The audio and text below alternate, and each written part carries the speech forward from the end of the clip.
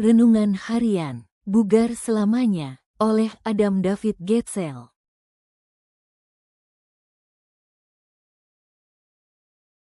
Sebelum kita memulai kegiatan hari ini, mari kita meluangkan waktu sejenak untuk membaca firman Tuhan.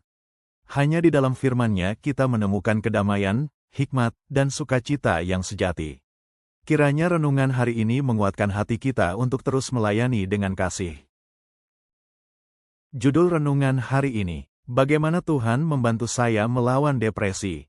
Dengan ayat inti sebagai berikut, aku telah mencari Tuhan, lalulah menjawab aku, dan melepaskan aku dari segala kegentaranku. Kecaplah dan lihatlah, betapa baiknya Tuhan itu. Berbahagialah orang yang berlindung padanya. Mazmur 34, ayat 5-9. Melihat ke belakang, saya pikir saya mengalami depresi ringan sejak saya berumur 16 tahun. Saya selalu sangat pendiam dan tidak tahu cara mengobrol dengan teman-teman. Saya tidak tahu harus berkata apa kepada orang-orang. Melihat ke belakang, saya pikir saya mengalami depresi ringan sejak saya berumur 16 tahun.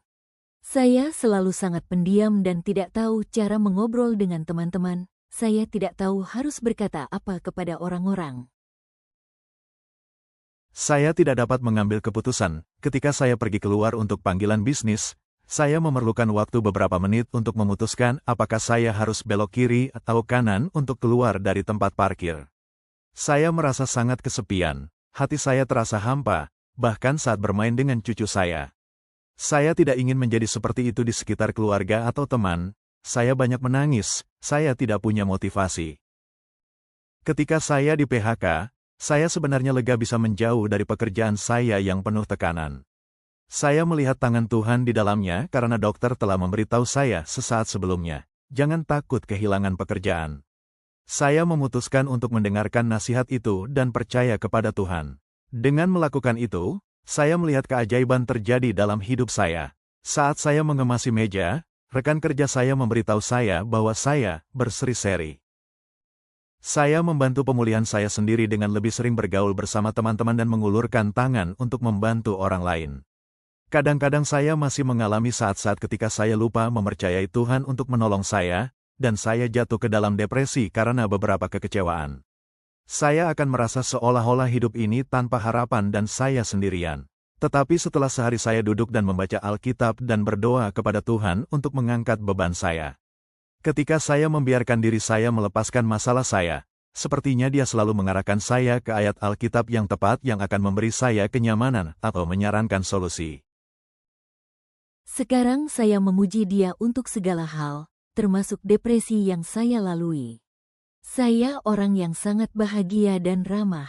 Tuhan telah mengubah saya. Saya adalah contoh hidup dari penggenapan Yesaya 40 ayat 31.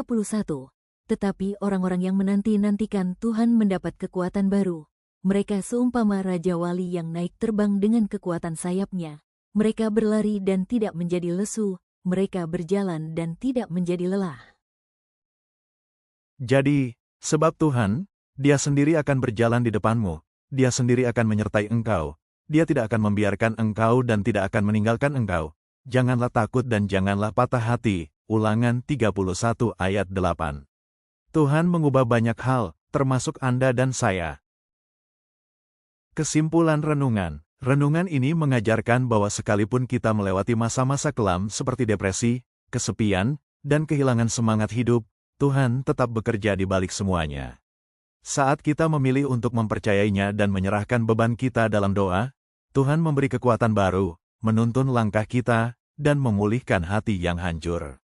Melalui pengalaman pahit sekalipun, Tuhan dapat mengubah hidup kita menjadi lebih indah dan penuh damai. Ia tidak pernah meninggalkan kita, tetapi justru berjalan di depan untuk menuntun dan memberi pengharapan baru setiap hari.